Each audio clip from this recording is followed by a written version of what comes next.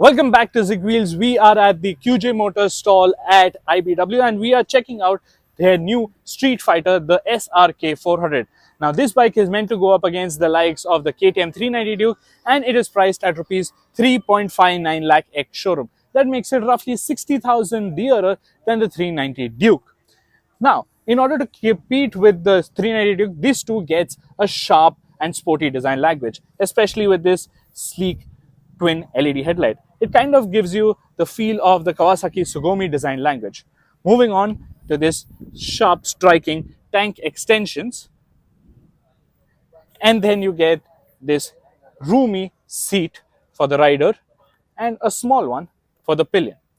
Now the seat height of this bike is 785 mm, which should make it quite accessible for even shorter riders. Moving on to the core of this motorcycle, which is its 400cc parallel twin motor. Now this puts out 41 PS and 37 Nm. Compared to the Duke, this is around 4 PS less, but considering that this is a parallel twin motor, it should be a little bit more refined. Now, whether it is or not, we'll put that claim to the test once we get a bike for a proper road test.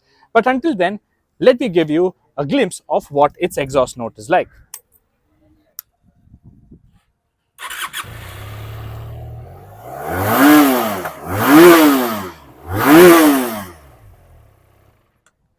Did you like that? Do let me know in the comments.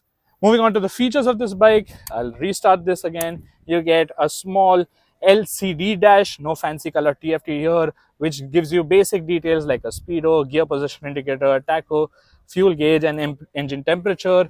You also get a clock as well as a couple of trip meters. The switch gear here, both on the left hand side as well as on the right, is fairly decent, nothing great to speak about, and you can toggle through the menu via these two buttons here. Moving on, you do get span adjustable brake lever, but the same is not passed on to the clutch side, which is a little bit confusing. The hardware on this motorcycle, at the front, you get a chunky USD fork and 260 mm twin rotors. Yeah, and the caliper is a 4-piston caliper. Moving on to the rear, you get an offset mounted preload as well as rebound adjustable monoshock. This should allow you to fine tune the ride according to your weight or riding style. And lastly, you get a 240 mm rotor with a single piston caliper. Dual channel ABS is standard.